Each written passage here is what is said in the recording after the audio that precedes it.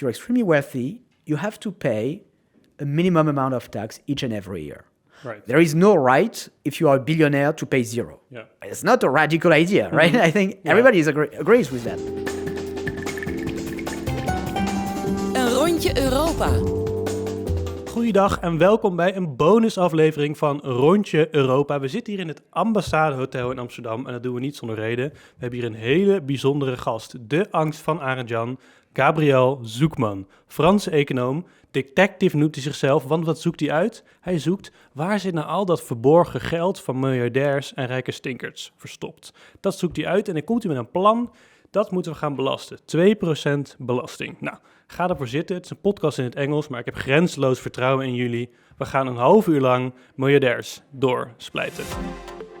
And my guest today is Gabriel Zucman. Gabriel, it's an honor to have you on our show. Thanks for having me. Yeah, we'll be focusing on your book, of course. We Need to Tax Billionaires. We'll focus on that in a moment, but first for listeners who might not know you, you're one of the world's leading economics and focused on tax avoidance, how to tax billionaires, tax evasion.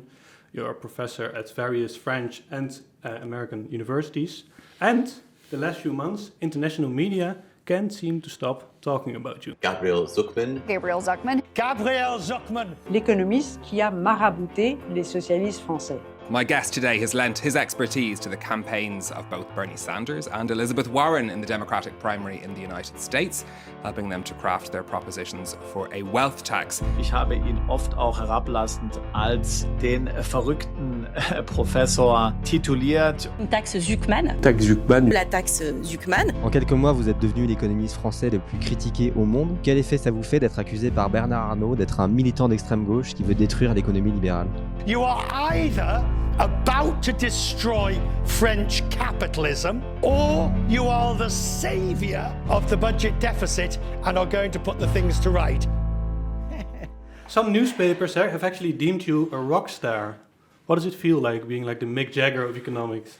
No, not at all. You know, I'm a researcher and a professor, and what I've been trying to do recently is to help people understand the result of an international research effort that has established that the super rich pay much less tax relative to their income than the rest of the population. Yeah. And it's recent. You know, there's a great deal of opacity about that. There's no official government statistics about the wealth of the super rich, how much tax they pay. Mm-hmm. And it's only over the last 4 or 5 years that this opacity has started to dissipate thanks to the collaboration of dozens of researchers in different countries, often with tax administrations.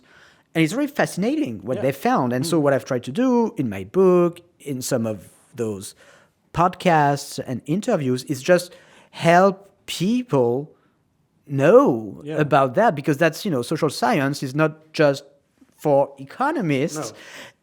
One of its goals, one of the duty of a researcher in economics, in the social science, is to help people know about these findings so as to have a more informed view of the policy debates of the day. Right, but your interest on this topic isn't really recent, because in your book you write, at age 21, I went through Swiss bank archives looking for hidden wealth in offshore financial centers.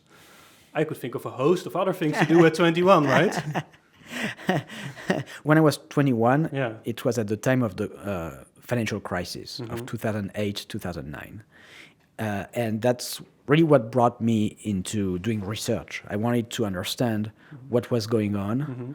And that's when I started to look at international investment statistics, where you see hundreds of billions of dollars and euros flowing in and out of places like the Cayman Islands, like Bermuda, you know, these offshore financial centers. Yeah. And I wanted to understand what was the story behind that, what was legal, what was illegal, what corresponded to tax evasion, or what had contributed to financial instability, a little bit like a detective. Yeah. You know, there's a crime, you know, what's the story behind that? I feel like you're a detective.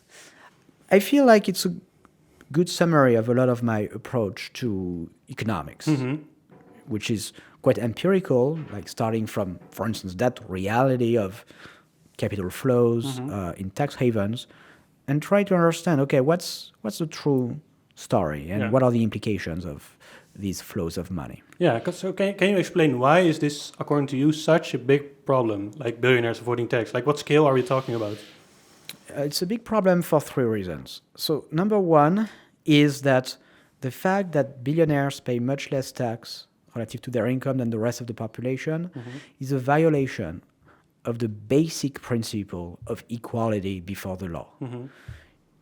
In that case, equality before the tax law. Yeah. In many countries, it's actually a constitutional principle that there should be equality before the tax law. Right. And the most conservative interpretation that you can make of that principle is that wealthier people shouldn't be allowed to pay less than the rest of the population. Yeah. That's number one. That's a pretty big deal. Number two is that the government revenue stakes involved now are very large. And that's because there's been a boom in the wealth and in the income of the super rich over the last decades, with a particularly fast increase over the last 15 years. In fact, it's been one of the most striking developments in the world economy of the last couple of decades. You know, the rise of extreme wealth, of deca-billionaires, centibillionaires. Soon we will have trillionaires. And so what it means is that 40 years ago, when they were not so rich, the fact that they were not taxed very well didn't matter enormously for public finances. Today, it matters a lot. The taxes that they don't pay add up to hundreds of billions of dollars globally. And so these are taxes that the rest of the population, every year. So these are taxes that the rest of the population has to pay, or, you know, either in the form of tax payments or in the form of reduced spending, government spending that they benefit from. And so that was the second reason. And number three is that the quasi-non-taxation of billionaires is fueling the rise of wealth concentration. Because for ordinary folks, before they can save any money, they first have to pay taxes. You earn a wage, you have to pay tax on that. With whatever remains, you can save. You can add up to your wealth.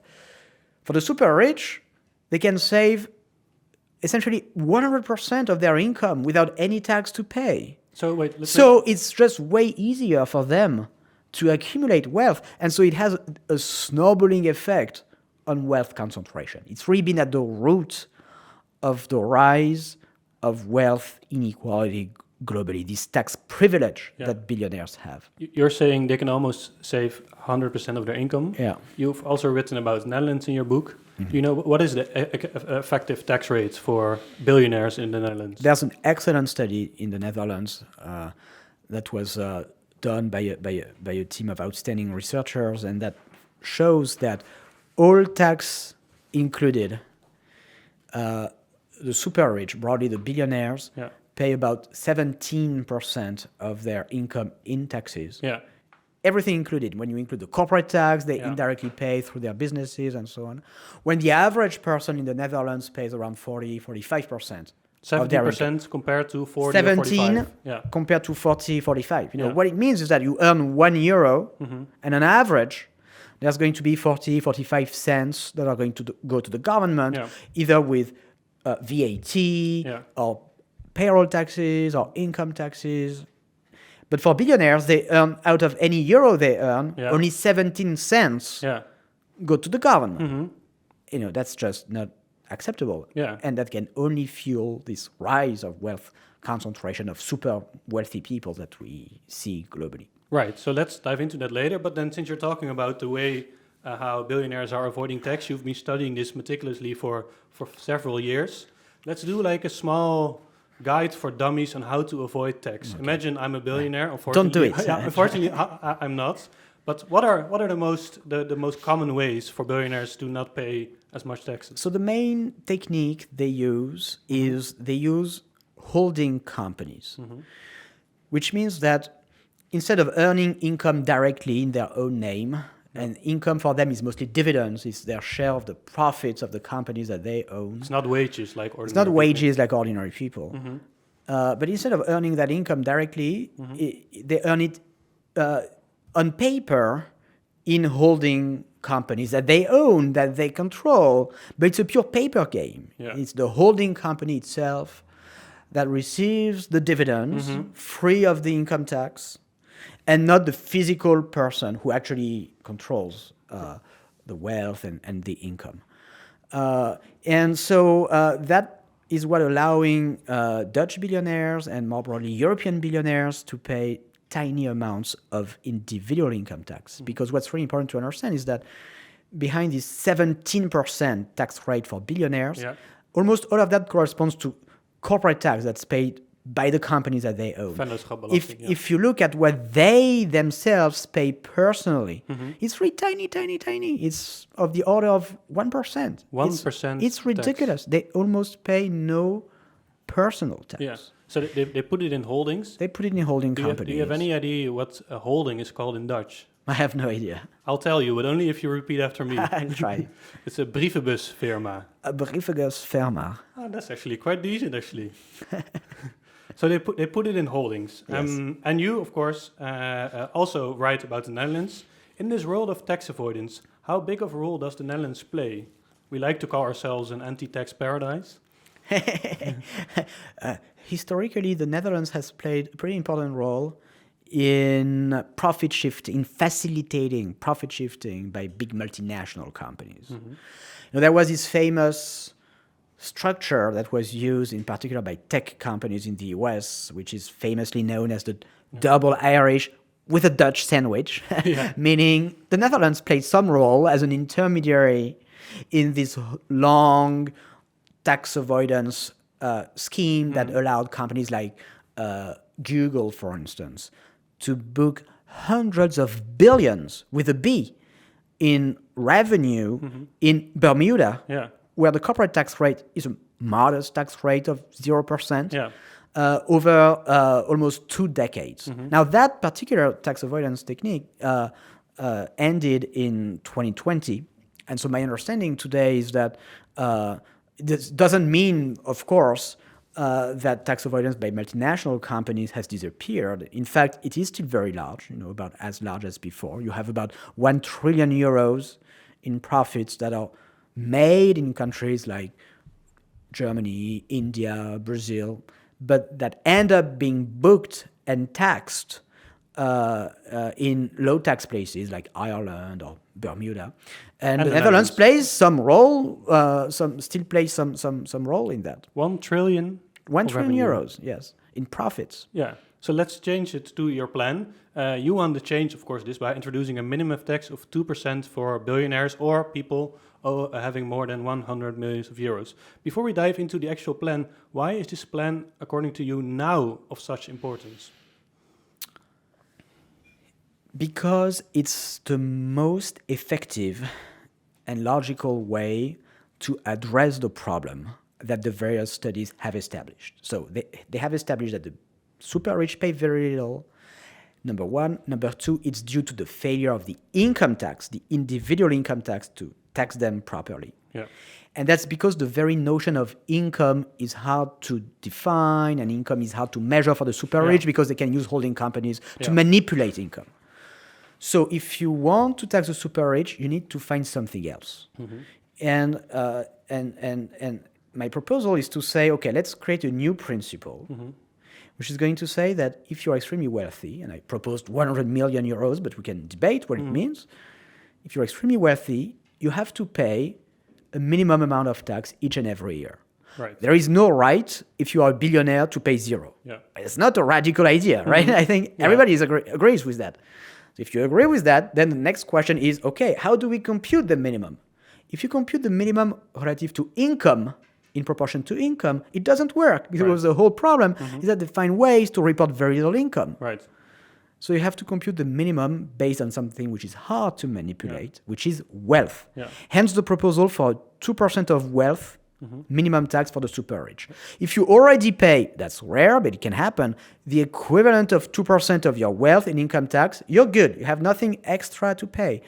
But if you pay less than 2% because you use holding companies or other techniques, then you would have to pay the difference to reach the minimum of 2%. So it's the most targeted tax that you can think of. Yeah. It's both on the super rich, but on those among the super rich who avoid taxation today. Right, but because you talked about manipulating the income that billionaires have, they all try to to pretend to have as little as income as possible. Are there any like concrete examples you found of this kind of things? Lots of examples. But if you just stick to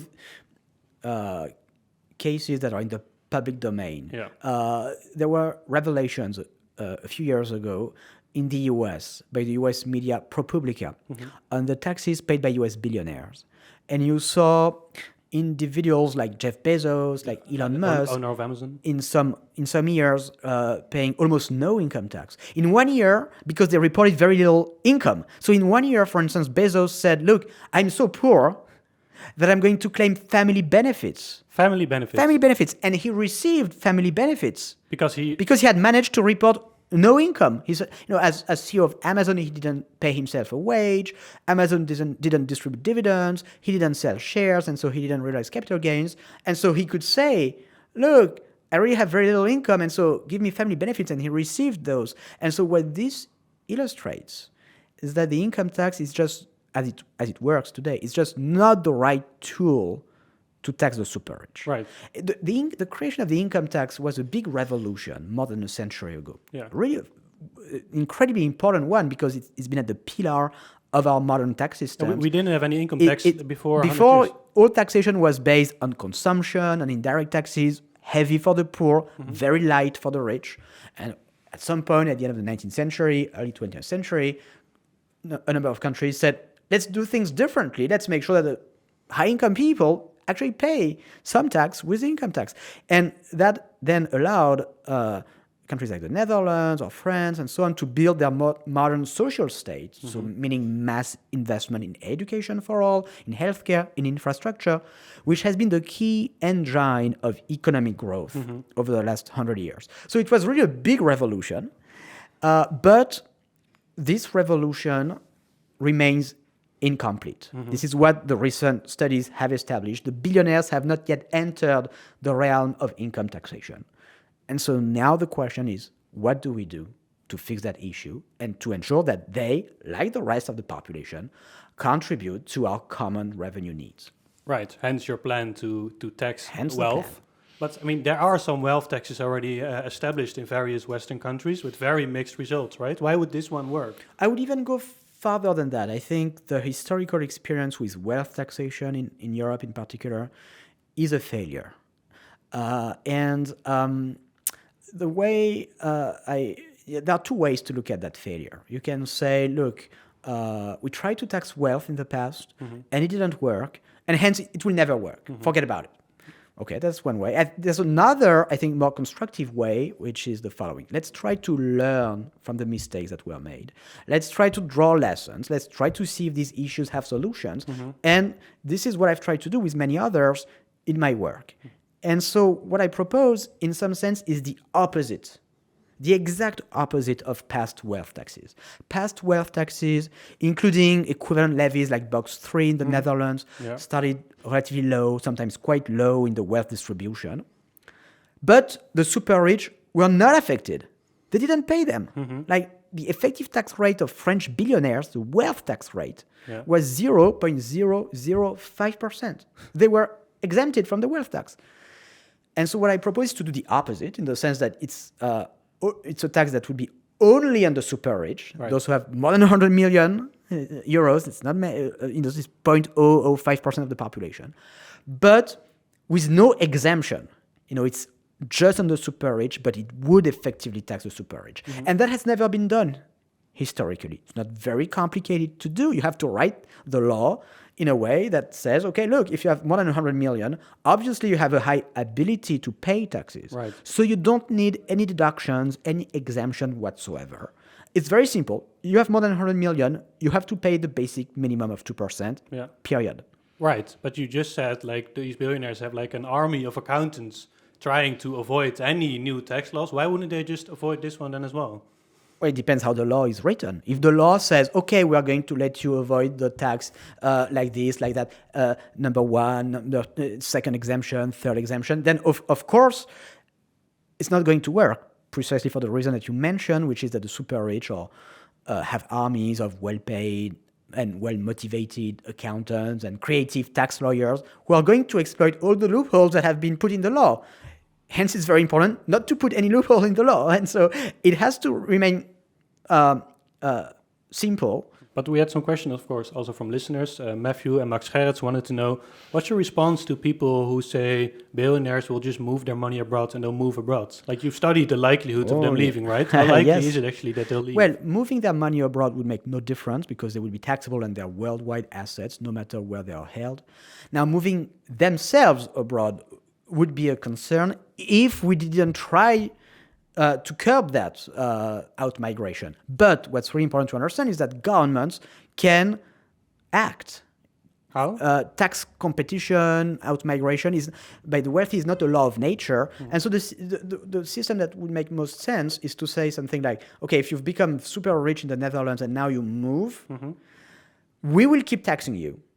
As if you were still, even if you left, we will keep taxing you as if you were still a resident of the Netherlands for a number of years, 5 years, 10 years, 15 years, we can discuss. The US is more extreme than that. The US says, okay, if you have US citizenship and you move to the Cayman Islands or Monaco, what have you have to keep paying taxes in the US until you die. But what the Netherlands and other countries do is the opposite extreme, where if you've lived all your life in the Netherlands and now you move to Switzerland, let's say, immediately starting January 1st of next year, you don't have to pay taxes in the Netherlands anymore. And so what I think we should do is a kind of in-between between these two polar cases, where taxes would keep following you for, let's say, 5 or 10 years. Right. And so it would dramatically reduce the incentives to move for tax reasons. Right. But because of your plans, you're the prime target of French and foreign billionaires. Some French media have dubbed you a communist, someone who hates the rich, a radical left activist. It must be quite scary, right, to take on such powerful people as an individual? No, because first of all, I think it's a good sign that the billionaires are very much against it, because it means that they feel it would make a difference. Frankly, I would be concerned if they were like, oh, it's a great proposal, let's do it. Look, sure, they like the status quo, they don't pay tax, and they want to defend it, and that's understandable. Yeah. And so the fact that they respond very strongly, for me, is an indication that it would actually work. It would make a difference. Right. Number two, you can see that the arguments, there are no arguments, right? Communism, do I need to remind people that it's not a 2% tax? It's more like 100%. Right. 2% is really not that. And so, since they don't really have substantial arguments, they invent stuff. But the reality is that their wealth has been growing 10% a year on average. 10% over the last 4 decades.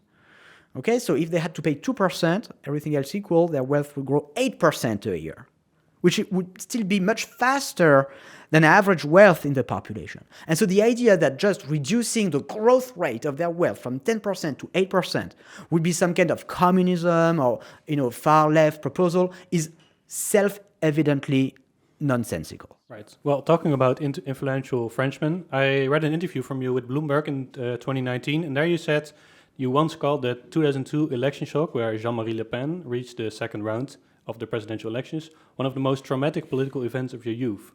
Do you remember that the interview?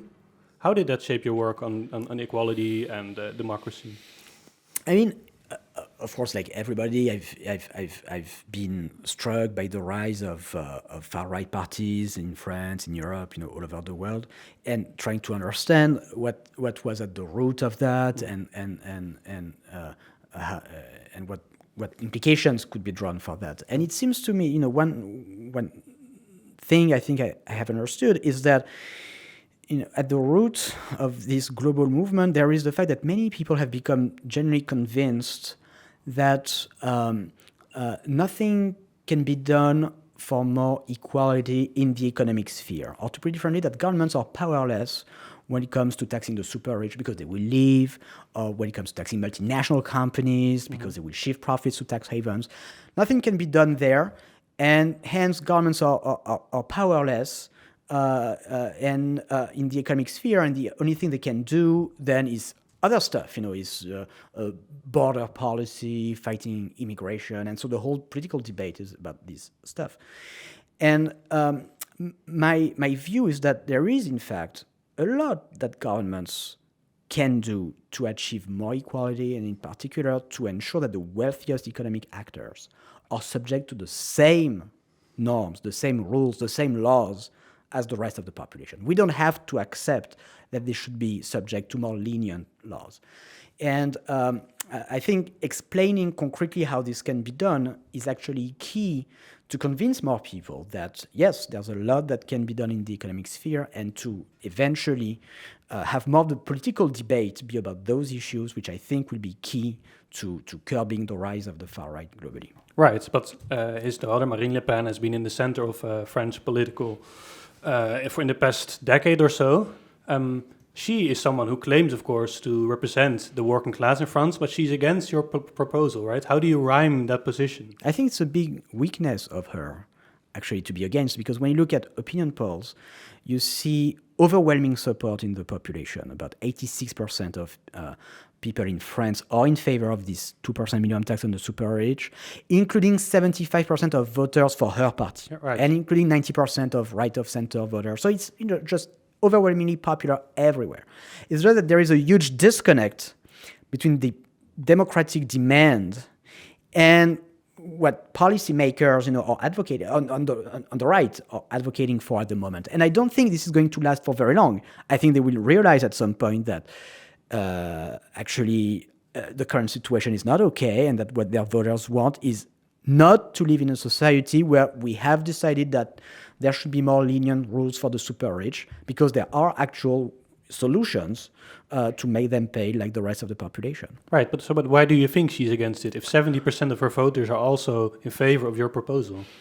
I think it's largely a reflection of the overwhelming power and influence of the super rich on the political discussion in France and policy making. And look, it's not just myself saying that. It's like the Financial Times in October said that France, more than any Western European countries, is characterized by the overwhelming power of its billionaires on the economic life of the nation and the democratic life of the nation. And that's because French billionaires are particularly rich. The 500 wealthiest people in France, they used to own the equivalent of 6% of GDP in wealth in 1996. Right. Today, they own about 42% of GDP in wealth. And they own about 80% of the private press. 80%? 80%, yes, including all the private TV channels, including almost all the private newspaper. And these are the newspapers. Papers that wrote about you being a communist. Yes, exactly, it's the very same, and so it's not surprising in that context that they have so much influence on policy making and on the political discourse at the moment. But what's really important to understand is that we've been in similar situations in the past, and I don't want to underestimate the power of these oligarchic forces. They can block the situation for a number of years, but eventually I don't think they will win. I don't think they will win that battle. I have much more faith in the power of ideas and in the power of democratic forces, which have prevailed in the past, for instance, at the time of the creation of the progressive income tax, and that will prevail in the future. You're quite an optimist. It's quite interesting to hear, especially in these times, right? Yes, but it's optimism that's fed by the study of history, of how things unfolded in similar situations in the past. And look, it can take several years. And I think it would be a big mistake to wait for too long. I think really we are entering a situation where extreme wealth is reaching unprecedented levels with, I think, very serious consequences. Look only at what happens in the US for democracies, for economies. So I hope that it's not going to take 5 or 10 years before we fix that problem, but I'm pretty sure that it will be fixed one day or another. So let's come back to your plan. It does really seem to center, of course, also on international cooperation, right? And if there's any time in modern history that international cooperation seems to be dwindling, it's now. Someone like Marijke Smit asked, which institution could actually implement such a global plan? Yes, I mean, the tax I advocate, to be very clear, it doesn't need any kind of international cooperation. It's something that can be done by any country. Right. So then my final question would be, wouldn't you then just be more effective as a politician instead of just an economic? Don't underestimate, the power of ideas, see the work that we are trying to do at the International Tax Observatory is starting from research, and that's the most important thing, doing careful research, often in collaboration with tax administrations, establishing the facts, and also try to offer solutions, proposals, put ideas on the debate, in the debate to inform a democratic conversation. I do think that this approach, has some effectiveness to it. All right, great. Thank you so much for being on our show. Your book, Miljardairs betalen geen inkomstenbelasting, en daar gaan we een eind aan maken, is available in every Dutch bookstore. Thank you again. Thanks for having me. Bedankt voor het kijken naar deze bonusaflevering van Rondje Europa. Wat vinden jullie? Moeten we miljardairs nou zwaarder belasten, of vertrekken ze dan misschien wel uit Nederland of Frankrijk? Volgende week zijn we er gewoon weer met een reguliere aflevering met Tim en Arend-Jan. Tot dan.